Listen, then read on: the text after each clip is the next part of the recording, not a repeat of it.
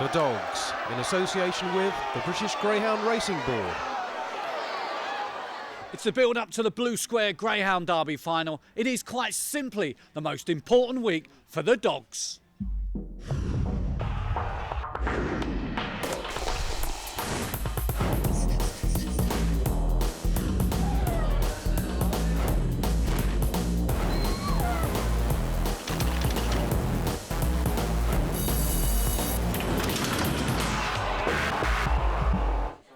So welcome to the Dogs then. We're at the Canizara House Hotel on Wimbledon Common for the traditional Derby luncheon, sponsored of course by Blue Square. And we'll be hearing from the connections of the 6 finalists later in the programme. As they spin round the final bend, it's still in front, Westmead Lord.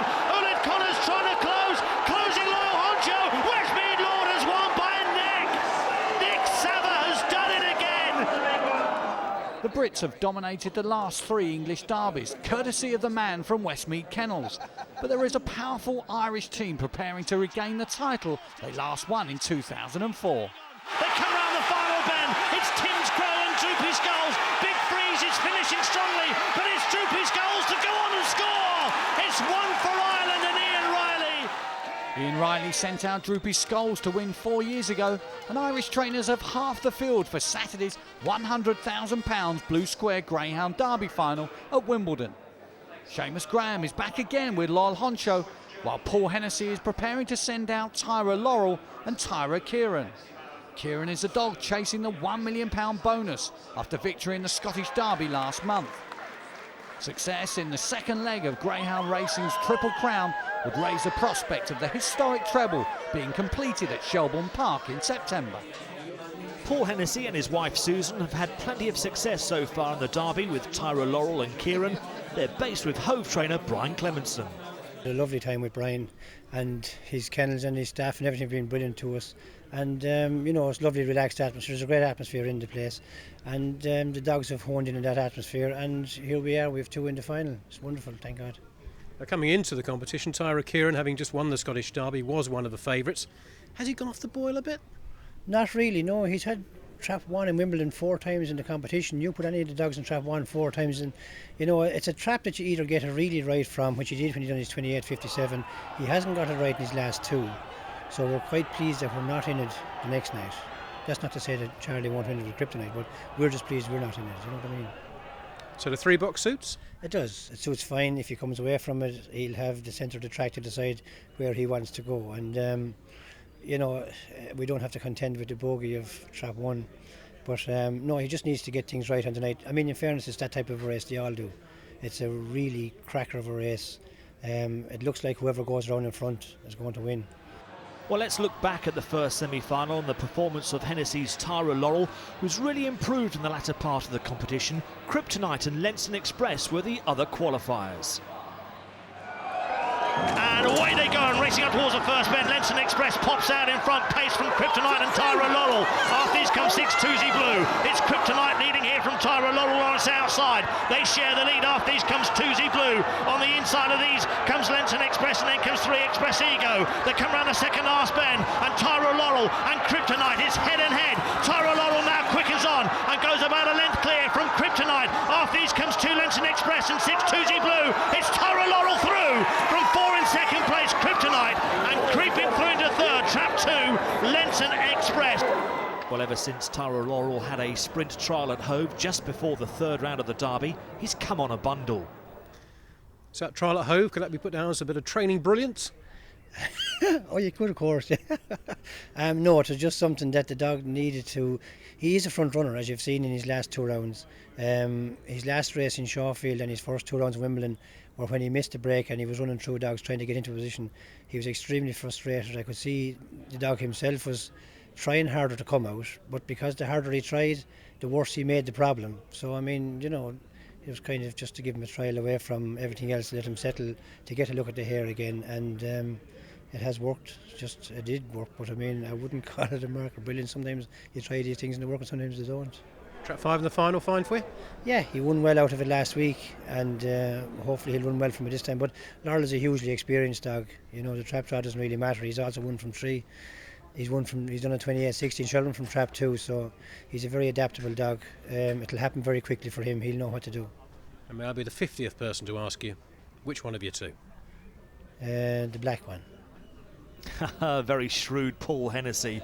Or Charlie Lister, who's tasted Derby success before with Some Picture, dual winner Rapid Ranger and Farlow Verdict, is represented this year with Kryptonite, who might not be the best trapper, but there are a few who can live with him up to the first bend. Charlie, do you think Kryptonite's got the best early pace in the final? I would say he could have. He's showed a lot of early paces since he's been running there. I mean, he's when he doesn't even trap, he seems to get to the corner in front. So, yeah, I think he's got good early. So you're confident being in front at the first bend? Well, I would be if he'd maybe been in trap 2 or 3, but I don't know about either one because I don't think it's the best box to be in a derby. But then again, you get, if that's what we've drawn and that's what we've got to have. Trap 1 Hoodoo is now famous, but of course, Blonde Mac led, Curry Hills Gara led, they didn't quite last out. That's right, yeah. So, you just got to hope that he pops out and gets the clearing around the corner. And I think if he got in front, he'd be hard to beat, like. Tony Collett had a wonderful year in 2007 with Lenson Joker, runner-up in the St Ledger and winner of the Racing Post Stayers final. He finds himself eating at the top table again with surprise package Lenson Express, a greyhound that can trap but also has a fair degree of durability, as he showed in the semis. Tony, where did that semi-final run come from? I don't know, to be honest with you. I think the dog's had it there, to be honest. Yeah, I thought he ran very well in his previous rounds. I know he's been big prices and everything. I think ever since he got that nightmare drawing 5, he's just gone forward since then. It's a cracking derby. It's nice to be in it, and he's drawn 2. And I think if he pops out of 2, he's got a chance. If he'd been drawn 3, it probably would have been disaster for him and probably disaster for 1 and 2 really. And it's probably going to make a nice derby, a good derby, I think. Would you preferred red? No. Well, John Mullins has done incredibly well to get Blondino through to the final. It seemed a long time ago when this greyhound thrilled us with his performances in the Midland Puppy Derby, but he'll need to probably step up again, especially at the traps in Saturday's decider. John, the clock suggests that maybe Dino was suffering from the quick runs. Do you agree? I thought the quick runs would help him, and I think they did. I thought he ran brilliant in the semi-finals, so he'll do well for the week's rest. Today's a lot better, but clock says a lot of things, doesn't it? There's a lot of dogs that have gone quicker who are not in the final, so I'm happy with the way he's come out of it. In the semi-final, you didn't seem that happy with trap 6, and you got it again for the final. I wasn't happy with trap 6. That's been taken out of whatever.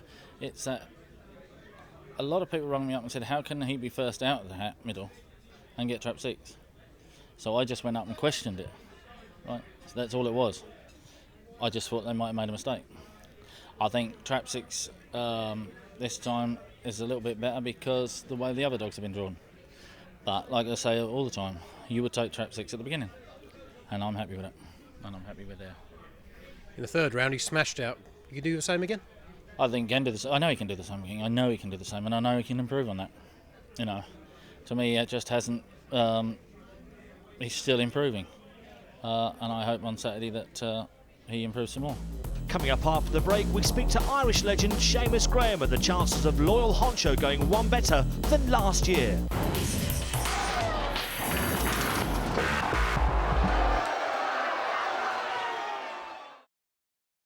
Well, welcome back to part 2 of The Dogs, a Blue Square Greyhound Derby special. Now, we've heard from connections of 5 of the finalists. Now, let's concentrate on the man for whom English Derby glory is cherished more than most, the legendary Irish handler, Seamus Graham. Loyal Honcho will be Graham's 5th Derby finalist in 4 years. His classic campaign based this year the kennels in Kent of Seamus and Teresa Cahill. Graham arrived with Loyal Honcho some 6 weeks ago and some 25 years after he first began training. But he didn't have to wait too long before classic glory came in the Irish Derby. I always had, from when I was 18, I had greyhounds, but only at a small stage in 1984, 83 actually. Pascal Taggart and Noel Ryan bought Dipmac off me, and they asked me to train him, and I did, and he went on to win the Irish Derby. But there is no question that the fastest dog Graham has trained was the outstanding Premier Fantasy. He arrived for the 2004 English Derby with a huge reputation, and runaway wins in the early rounds at Wimbledon underlined his superstar status. He won the Easter Cup, and he had no more racing then till he ran in our trials or anything till he came here, till he came to Wimbledon. And they said he's not fit. I said he'll get fit. And I went to Nick Savas on the way in that evening, and I left at 6 o'clock in the morning to catch the ferry in. We went to Nick Savas because we were staying there at the time, and Nick said to me, did you mind if I came in to see the dog run? And when we were going home after the trial, he said there wasn't a dog in England that beat him. Every time we mention the Greyhound, it's clearly emotional. Well, he was the best dog I ever had. Graham's pain just talking about Premier Fantasy is obvious, and this is why. Derby semi-final night at Wimbledon in 2004, and he breaks down. I had Manola Farlow at the time, and Manola was a good, plucky little dog, but I never could try them together. There was that much apart. And Premier Fantasy, I wasn't, the only thing that I was afraid of in England with him was what happened. I wasn't afraid of him getting beat. But in what was a remarkable decision at the time, Graham returned the next year and incredibly sent out Blue Majestic here and that plucky little dog, Minneola Farlow, to reach the final. Minneola produced the race of his life in the semi-finals as he famously led home Westmead Hawk, and he made the final again in 2006. It was great to be able to come back twice with two dogs that, let's face it, wasn't at the races with Premier Fantasy. And you were staying with Nick Sava during those years and seeing Nick's Westmead Hawk swoop, twice, I think, to deny Minneola Farlow. How did that feel? Well, the little bit of that felt, I got great enjoyment out of Westmead Hawk's mother. I had her for a year and a half. She won 15 or 16 races. Mega Delight on the trot. And little did I think she was going to crucify me after. But that's Greyhound racing, and best of luck to Nick. This is Loyal Honcho's second Derby final, and he looked set fair going into the semi-finals last year until the curse of the semis at Wimbledon struck again for Graham when the traps failed to open and he injured a toe charging them. In the circumstances, he put up a gallant effort in the decider, going down to Nick Sava's third Derby winner in a row, Westmead Lord. The morning after the final he was lame, and he was only beaten half a length, but I knew going down the back straight that he wasn't running as good as he did. Now Westmead Lord ran the race of his life on the night, but I still think that I'd have had a great chance if it hadn't been for the problem with him, but that's racing. Loyal Honcho's campaign this year began with some sparkling performances in the Tote Gold Cup at Shelbourne Park before a shoulder injury saw him bundled out at the semi-final stage. Next stop, Shawfield in the Scottish Derby. He did finish third but suffered a cut foot and then a stomach bug during the campaign. The shoulder problem returned in the first round at Wimbledon where he just scraped through. But Loyal Honcho is a tough and resilient athlete, and he was back with a bang in the second round. But it's rarely been plain sailing for Loyal Honcho, and he had to ride his luck again. Or was it that famous determination in the third round? We finished third in the third round, and you brought him home. More problems? More problems. He had his leg was actually swollen where he got tears on the back of his leg. And we were looking after that one, and here the guy that checked his shoulder came in the following day, and here we were so concerned with the one on the outside of his leg. There was another on the inside that we hadn't seen, and we had to just, there were tears like, but with a bit of care they were okay. 3 days later, however, and Graham had worked the magic once again. There they go, racing up towards the first bend, and best away is 2 Lenson Express coming in towards the rails against Droopy's over Femi, and then comes 5 Loyal Honcho as they come into the turn. There's bumping there, and going on is 2 again Lenson Express, but 5 Loyal Honcho moves up on the outside and shows a great burst at middle pace. It's 5 Loyal Honcho with a lead over Lenson Express in second. After these comes 1 Droopy's over Femi as they spin off the final bend. Loyal Honcho, last year's Derby runner-up, is out in front by 2 lengths here. Loyal Honcho wins, Lenson Express is second. Tyra Kieran in 1, Barnfield on air in 2, you're in 5. It's a red hot semi-final. Were you confident going into it? The one thing I thought going into it was John Mullins' dog had some very good sectionals. I didn't know what he might do, whether he might cut in, and if my lad didn't break well, that if he cut in he could hold him up. But I thought if I got a clear run from traps, I thought I'd lead both of the others up. They're off. He's not away too well. Barnfield on air broke well. Loyal Honcho pacing up, and it's Honcho that's going to lead into the first bend.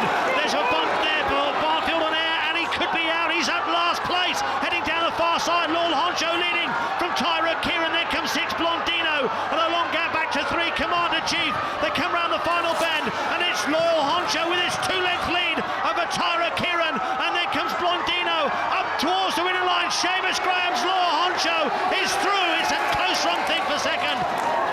Victories in the quarters and now the semis for Loyal Honcho, and his owner Noel Ryan joined Graham at the presentation before the draw was made for the semi-finals, a draw Connections were more than happy with.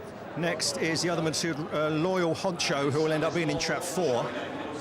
No matter what way you think a race will be run, it very often turns out the direct opposite, but I would be of the opinion that he'll get a clear run early in the race, and it's up to himself then to get himself sorted out. I think the trap draw is a good draw for him. Loyal Honcho is one of 3 co-favourites for the Blue Square Derby with the sponsors. It's 3 English-trained runners versus 3 from Ireland. Which of the Irish dogs does he fear most? Probably Kieran is the dog that has done it. The other fella, Laurel, maybe is the faster dog. But I don't know which of them is the bigger danger, you know, but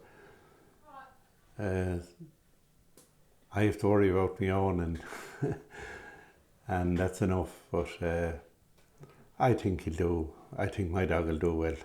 And having kicked off your training career with Dick Mack, part owned by Noel Ryan, there's almost a symmetry to it. You're back again, 2008, with a Greyhound who's owned by Noel, and it might just be your last English Derby campaign. How does that feel? I won't give in on that one just yet. I tell you, maybe I'm getting on in years, but of all the times I've come, I really have enjoyed this one, and I feel really well in health. And when your health is good, and it's all right to say you won't do this or you won't do that, I'm not going to sit in the corner at home, read the paper. I want to do things.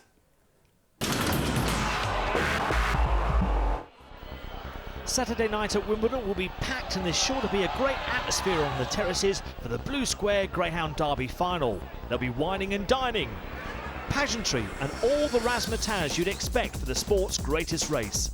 Let's assess these 6 finalists, starting with Kryptonite in Trap 1. He's got the second quickest sectional of the finalists, but his surge of early pace would usually put him out in front at the first bend. He ran from trap 1 in the first round of the Derby, where he took a middle to rails course. If he does that on Saturday night, he's sure to rub shoulders with Lenson Express in trap 2. He may have the slowest sectional of the 6 runners, but he does trap, and has showed, as he did in the quarterfinals from trap 2, that he does like to be against the rails.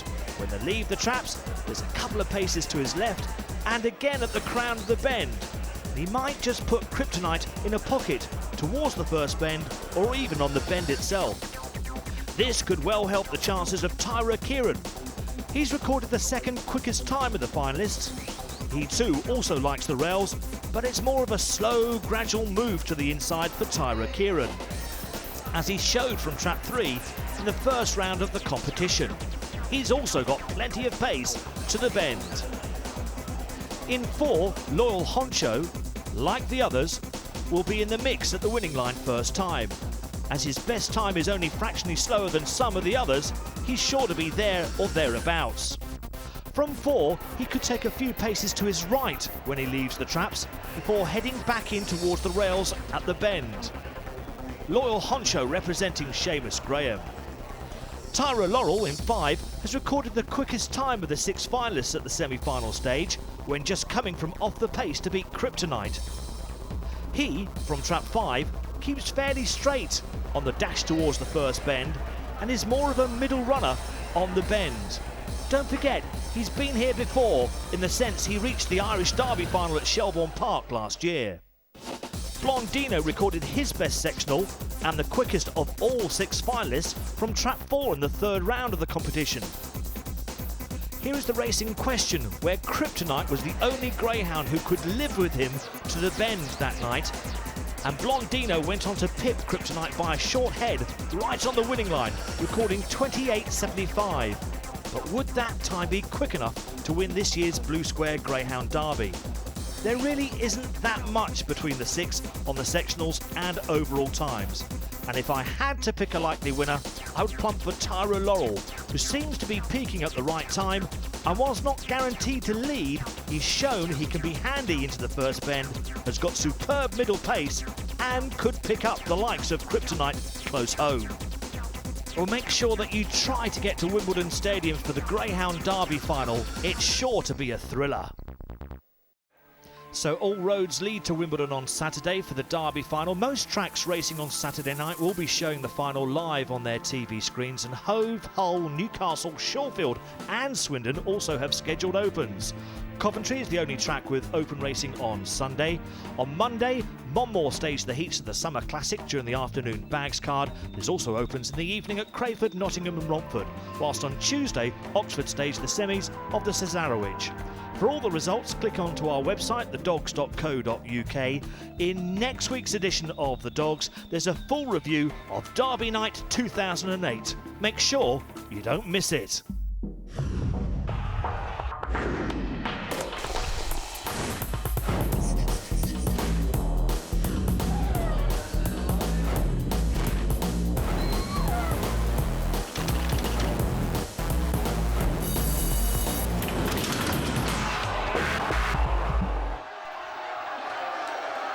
The Dogs, in association with the British Greyhound Racing Board.